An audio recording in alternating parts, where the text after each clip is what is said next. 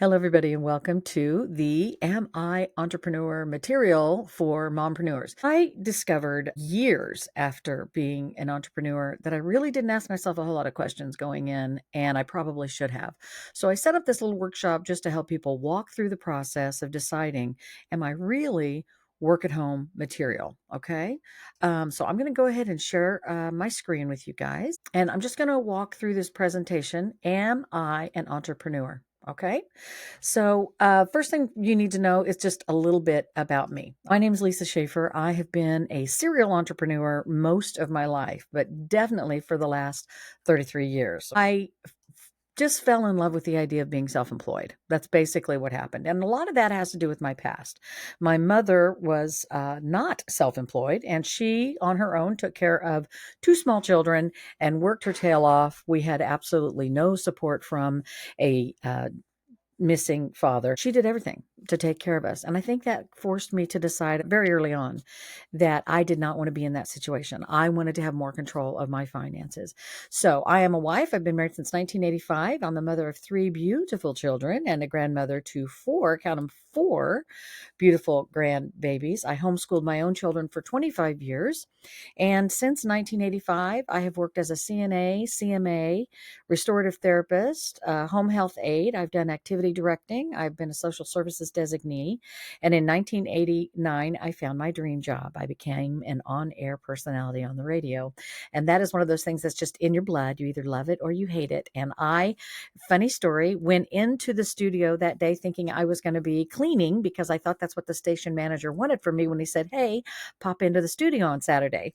Showed up and he wanted to put me on the air. So it was kind of a surprise, but I did fall in love with it and I still love it to this day. As you can tell, I'm behind the microphone and I'm probably happier here than I am just about any place else. I worked on the air for about 10 years. As I got started with that, we also adopted our first child and I decided I wanted to work from home. So I started network marketing with the thing everybody was doing from home at the time, which was Tupperware. Now they are no longer doing multi-level marketing sales and they're not doing shows and parties and that sort of thing. You now buy Tupperware and you can buy Tupperware in all kinds of places. I also tried some other things, several other multi-level marketing businesses that I just decided the multi-level marketing shindig was not really a good fit for me. But in 1992, as I became a network marketer because my baby was born, we also purchased and started working a commercial cleaning service. It's called L&L Cleaning. We're still in business today, 33 years in February of this year, 2025. And I also started operating an environmental wellness strategist business called Everyday Eco Way, where I help families clean the toxins out of their home. And then, of course, I started working Integrity Events, which is a craft show planning, event planning business. The dream job is still being behind the microphone, teaching other people. I wrote two books, Discarded, A Daughter's Journey to Reclaim Freedom and Forgive the Father Who Left Her Behind. And the second book, that's a Bible study. And the second Bible study is called A Christian Victim's Guide to Forgiving the Unforgivable. I started podcasting in February of 2024. So I just hit my anniversary this year. And it is called The Chronicles of the Christian Drama Queen. I am kind of a jack of all trades and master of all. You've heard people are jacks of all trades, but masters of none. No, that's not me. I tend to be the master of all. So I humbly submit that to you. But when I decided I wanted to work from home, I didn't really ask myself the right questions, and I wish I had. So today, what I'm going to do is I'm going to walk you through some of the things that I wish someone had walked me through back when I was deciding if I wanted to be a work-at-home mom, if I wanted to be an entrepreneur, if I wanted to have some sort of brick and mortar business or whatever. These were conversations I didn't really have, and so I'm offering them to you, hoping that you can avoid some of the pain and suffering that I went through over the course of the last 33 years trying to be self-employed. It is never too soon to start thinking about whether or not you want to be an entrepreneur. And I originally developed this course for very, very young moms and for high schoolers so they could start thinking about being self-employed and being an entrepreneur. And so this is my comment to you is think about it now. No matter what your age is, you need to start thinking about whether or not this is a good fit for you.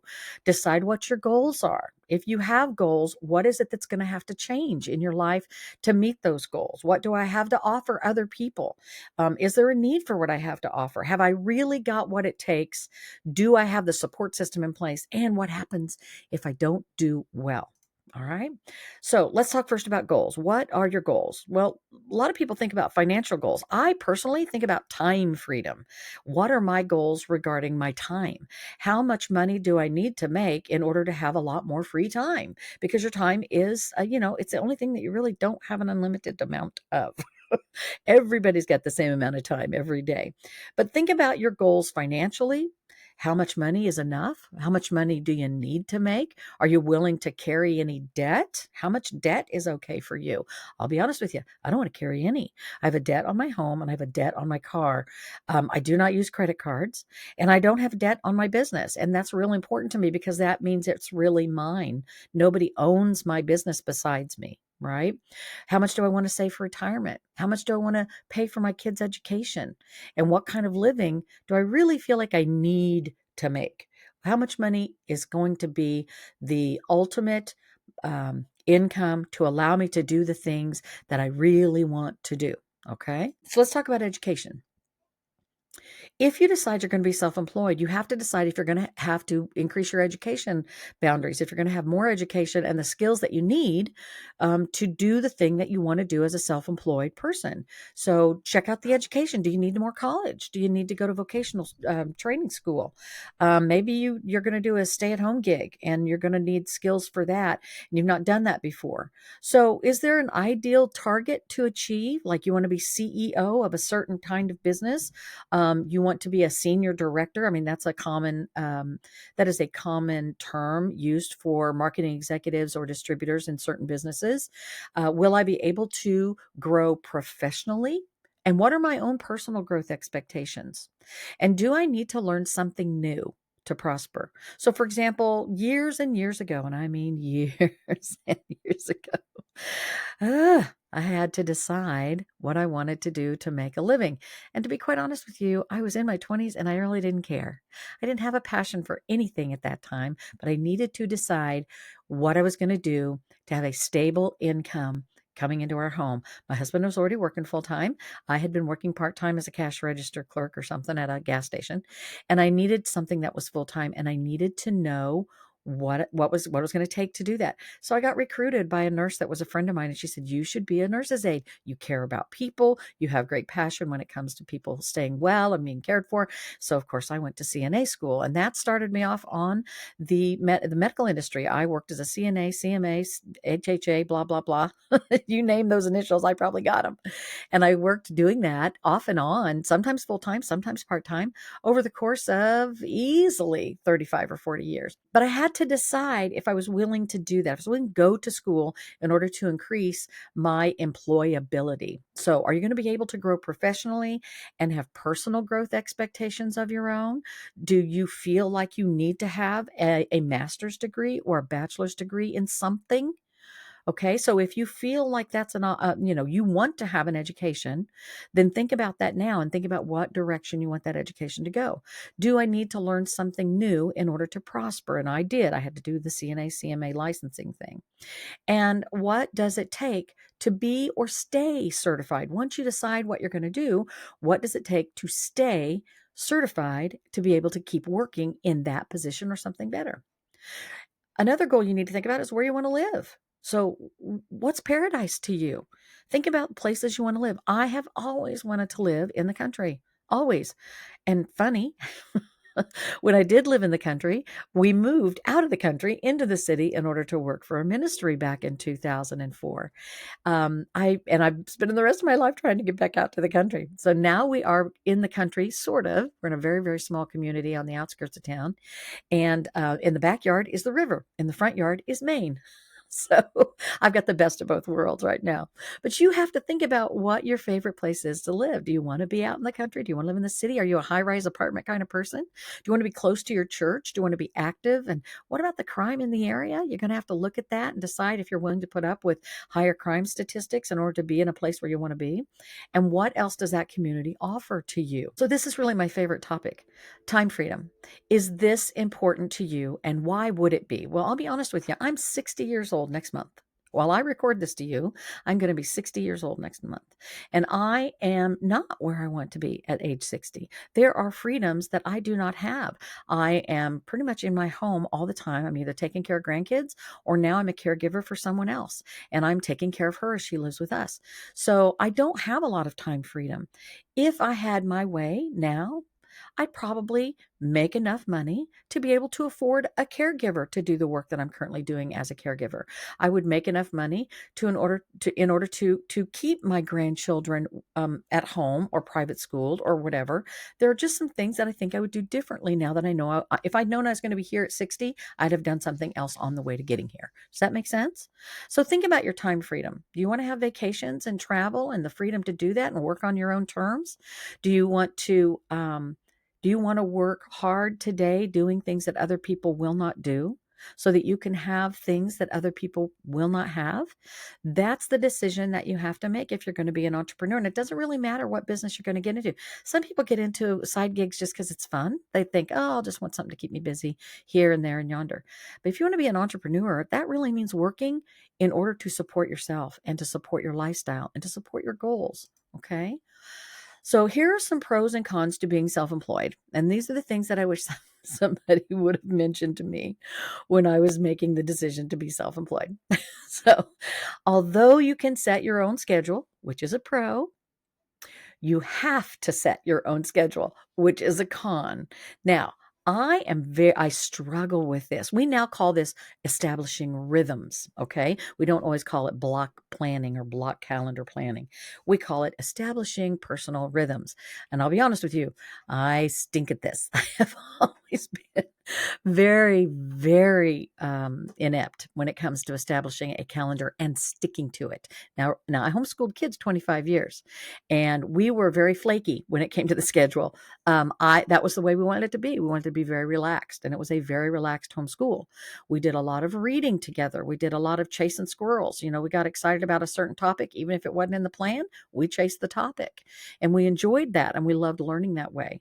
But I will tell you, as a business owner, self-employed entrepreneur that wants to have certain goals met financially, you got to control your calendar.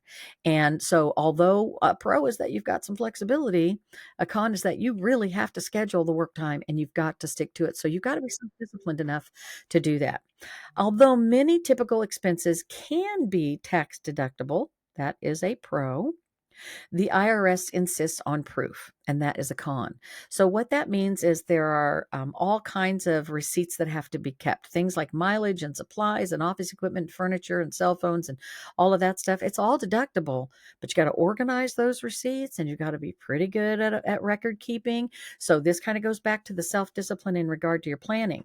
You have to be able to plan your work your plan, and be organized. All right. And if you know you're not organized, find someone to help you that can. There's nothing wrong with finding a bookkeeper or an accountant or somebody that can help you with that. And now we have all kinds of access to apps on our phone, taking pictures of receipts, categorizing right away. That still takes time. But if you're one of those people that has trouble with paperwork, and if you looked at my desk right now, you would know I am one of those people. Then maybe you need to look at having an app for your phone to do some of that bookkeeping or hire somebody. Okay. Although you can decide when to take a vacation, which is a pro, you probably rarely gonna get one. So I've been self-employed with my cleaning business for 33 years almost this year. We have worked at just a few hours a week and we have worked at full time. We've kind of been very, as we decided we wanted to make more income, we would build the business up. If we decided we wanted more time, we would let the business go a little bit. So you have to decide about that. But listen, having the freedom to take the vacation is not the same as really being able to take it.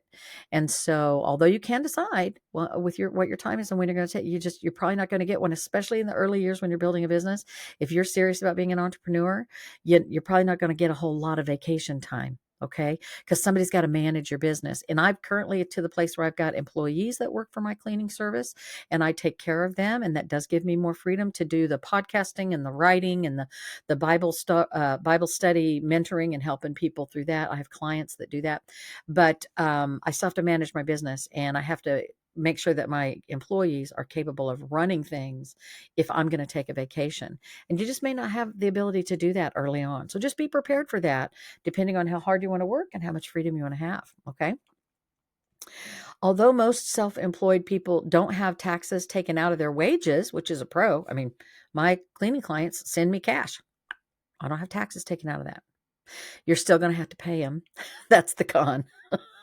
So I collect cash all year long for my business. I'm currently now an S corporation, so I am my own employee. So now I am getting employee wages, and my business is making money and keeping that money for the business. But when I was a sole proprietor, or had a sole proprietorship, that meant I paid self-employment taxes. Now, here's how this works. When you work for an employer for wages, they do all the calculating and the withholding for you, and they send it into the government. And people like me have to actually report our wages quarterly and calculate our own withholding and send it in instead of our employer doing it for us. On top of that, employers pay half of your Medicare withholding, your unemployment withholding. You pay the other half. But when you're self-employed and you're a sole proprietor, you are going to pay 100% of that. That means you're paying 16% instead of 8%, roughly, in my state. Okay. So you need to think about that because you're going to have to pay self-employment taxes. Now, if you don't make very much money with your business, probably not going to have to pay in a whole lot, but you need to pay attention to that. You need to pay attention to it early. We were not aware that we needed to do this. We got way behind with the IRS and we ended up owing them about $45,000 in taxes by the time it was all paid for because we initially got behind by about 17 or 18,000, and that amount compounded with it. We had interest to pay and late fees to pay, and all. Took us years to get that all caught up. Don't make that mistake. Be prepared to pay your self-employment taxes very early on. Okay. Now let's talk some more about whether or not you can be an entrepreneur, and if you're ready to do that, think about what you have to offer. So, what is it that you have a passion or desire to do? Be creative. Think about things you really love. Can you make a business out of baking because you love baking? Can you make a business out of scrapbooking because you love scrapbooking? How about braiding hair? Can you make a business out of that? I mean, whatever it is that you love to do and you have a passion for, right now, one of my passions is helping other people walk in freedom and break the bondage of bitterness in their lives. The Lord has called me to do that. So, I am working on that. That's where my heart is. Okay.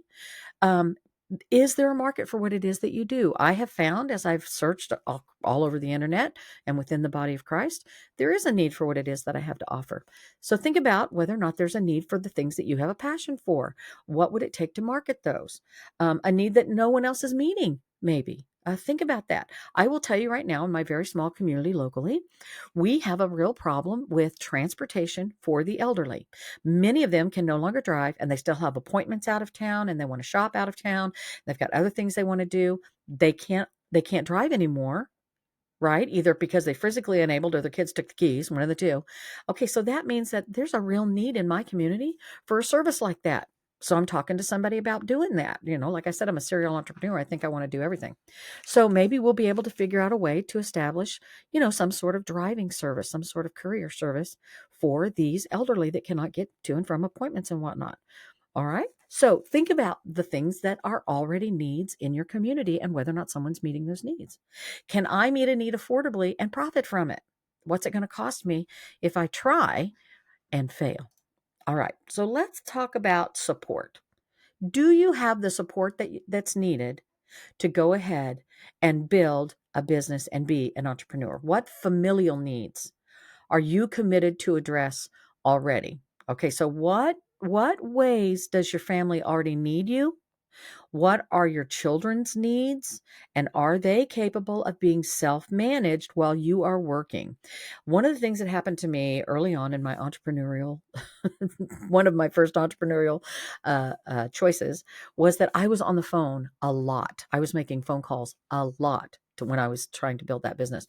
And my kids were 8 and 6 and 2. They were very small.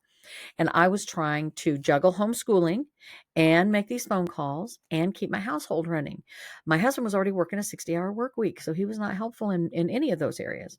So you can see that there's a need for balance, right? So you have to think about what the needs are of your family right now before you jump into something that's going to take you away from them, even if it's just on the phone. And I hear this all the time, especially in one of I've got my very favorite wellness business, I love it. But the concept is, and what they try to sell to other people, this concept is you can work around your kids. No, you can't. I'm just going to tell you right now, no, you can't. Take it from me. They can be in the room, they can be around you, but I'm telling you right now, if you really want to succeed in whatever your entrepreneurial um, goals are, you're not going to be able to just have your kids sitting on your lap and at your feet all the time. You need the freedom to write. You need the freedom to type. You need the freedom to talk. And I had a 2-year-old that did not like me talking on the phone when he could not participate. So I'm just letting you know right now, think about that stuff. You can give anything a try. You can try anything with your kids around and see how it works. But don't be disappointed when it's not perfect. And think about it in advance. Think about their personalities and how much they need you, especially if you've never done this before and they're very small. Okay. Will I need outside support when I'm working? Well, like I said, what ways does your family need you? Do you need to think about daycare or a nanny for a few hours a week when you're working? What are your children's needs? And are they capable of just taking care of themselves? We've already talked about that. How will others, like your spouse, be impacted by your decision? And I will push that a little further. How about your parents? If you get old, as you get older, your parents get older and they may have need of you. So think about that. Okay. Think about the other people that you're committed to helping in your church, in your neighborhood, in your family.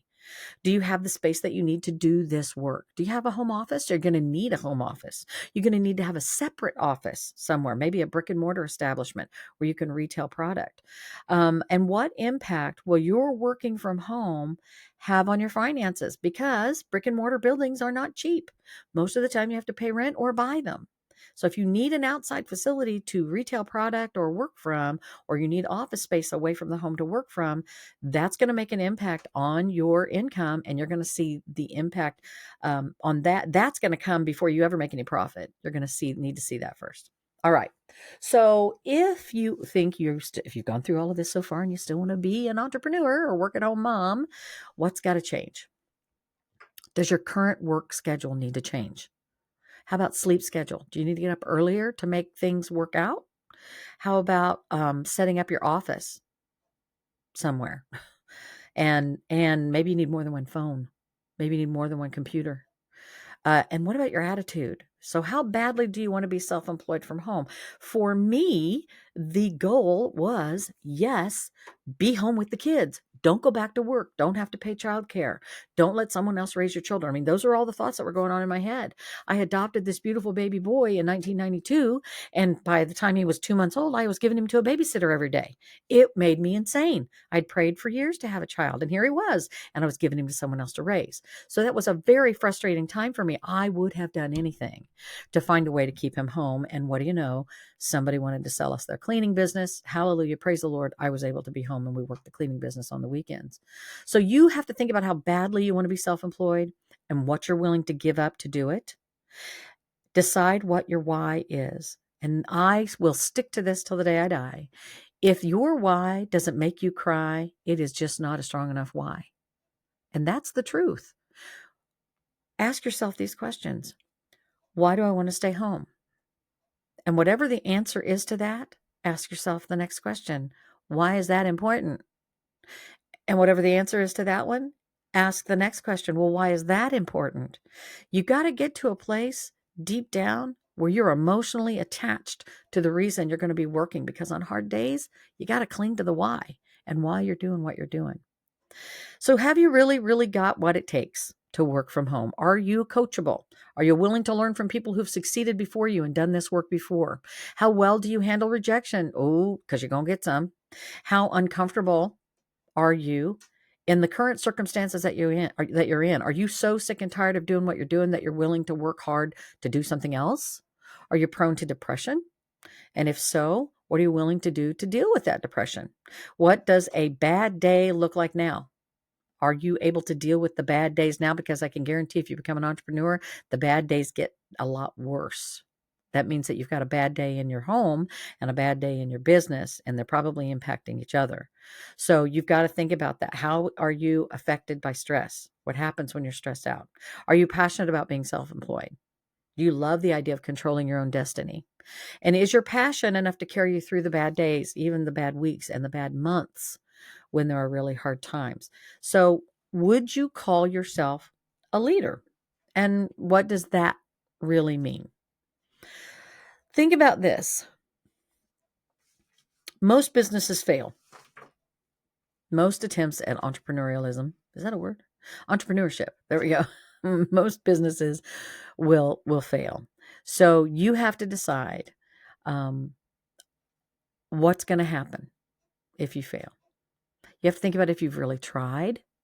You have to define failure first and decide, well, what does failure really? I'm of the opinion nothing is really failure. Because the truth of the matter is, I will look at my mistakes and my lack of success in an area, and it's a learning opportunity for me. It's an opportunity for personal growth and change. That means it's a success, not a failure. So I encourage you to look at it that way as well. So define failure. Do I need to adjust my goals? Maybe I break them down into smaller chunks. What's my attitude been about the work that I'm having to do? Did the entire venture fail, or maybe just a little piece of it? Maybe there was something of it that could have been done better that wasn't. And do I need some help? Maybe I need some coaching, someone to walk me through the business planning. Be honest with yourself. What's the truth about why you failed? Okay. You have to know that. All right. So Michael Jordan said, I have failed over and over, and that is why I succeed. And I think you need to look at it that way as well. Okay. So you're only certain to fail if you don't try. The strategy is to work so hard that you fail forward. Oh, I messed that up. I'm going to learn from it and go forward again. Oh, I messed something else up. That's okay. I'm going to learn from it and I'm going to go forward again. That way, there's really no such thing as failure. Like I said, we're always failing forward. We're learning. If you're learning from it, it's not a waste of time. Okay.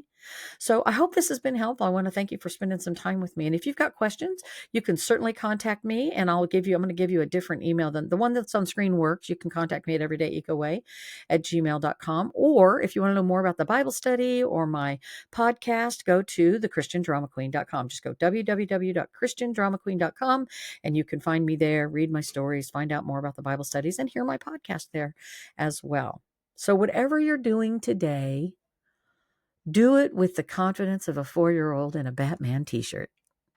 And I love you.